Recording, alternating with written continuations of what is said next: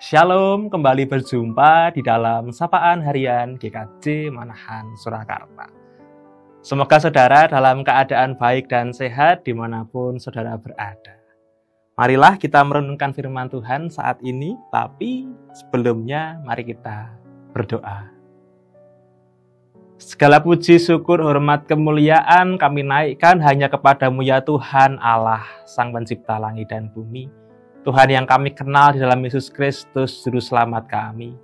Pada saat ini kami bersama-sama mengungkapkan, menaikkan rasa syukur kami atas hari baru yang Tuhan berikan, atas kehidupan yang boleh kami jalani, atas kesempatan yang Tuhan berikan kepada kami. Kami bersama-sama akan merenungkan firman-Mu.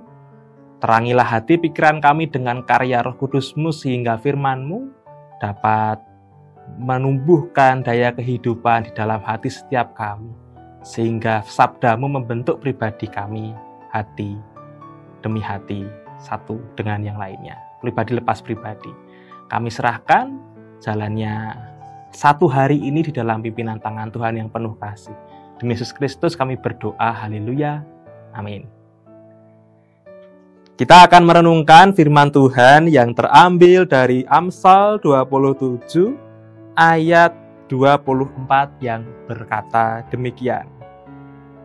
Sebab harta benda tidak abadi dan mahkota tidak turun-temurun.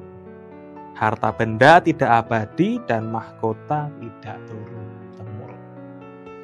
Saudara, jika saudara diberi pertanyaan, coba kita renungkan bersama jika kita dihadapkan pada suatu kesempatan ditanya, jika Anda boleh mendapatkan suatu warisan, apa yang ingin Anda warisi? Jika kita boleh mendapatkan suatu warisan, kira-kira warisan apa yang ingin kita warisi? Umumnya orang akan langsung berkata, uang yang banyak, tanah, rumah, kendaraan pribadi, surat berharga, logam mulia, dan lain sebagainya. Semuanya bersifat materi. Tapi saudaraku, mari kita renungkan, toh pun kita memiliki warisan yang begitu banyaknya, saking banyaknya, kayaknya nggak akan bisa habis. Sejatinya, harta itu dapat habis jika kita tidak bisa mengelola harta itu. Maka saudaraku, dari Amsal ini, kita diingatkan bahwa harta benda tidak abadi. Harta benda bisa habis kalau manusia tidak bijak-bijak dalam mengelola harta benda itu. Demikian mahkota pun tidak akan turun-temurun. Kekuasaan yang diturunkan pun tidak akan selamanya ada, akan lenyap dengan sendirinya. Maka saudaraku, untuk membuat suatu warisan itu tidak bisa hilang, yang diperlukan justru adalah karakter. Maka bersyukurlah kita yang mewarisi karakter seorang pemimpin, karakter pribadi yang berkapasitas. Karena melalui karakter dan kapasitas pribadi kita itu, harta yang kita terima tidak akan menjadi harta yang rentan, rusak, dan mudah pudar. Saudaraku yang terkasih, maka pendidikan menjadi suatu hal yang pokok dalam kehidupan manusia. Ketika seorang pribadi diproses, dibentuk, dididik, maka dalam dirinya memiliki kemampuan, memiliki kapasitas. Di situasi manapun dia ditempatkan, dia punya potensi untuk melakukan suatu kebaikan. Jadi harta tidak akan habis jika kita memiliki karakter yang baik, memiliki kapasitas pribadi yang baik. Ketika kita memiliki karakter, maka warisan yang kita miliki tidak akan menjadi harta yang mudah rusak, warisan yang rentan, warisan yang rapuh, dan mudah pudar. Karena manusianya siap untuk menerima berkat itu. Maka saudaraku, sekali lagi kita diingatkan bahwa kualitas seorang pribadi itu hal yang penting.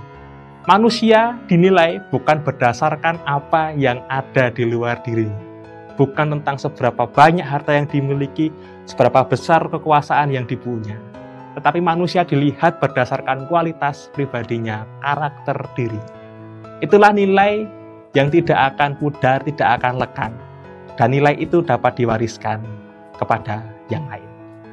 Jadi apa pesan Tuhan bagi kita pada hari ini? Pesannya sederhana. Harta dan kekuasaan itu fana. Harta dan kekuasaan bisa menjadi bilah bermata dua. Bisa menjadi berkat, bisa menjadi laknat. Tergantung manusia yang memegang dan mengelolanya.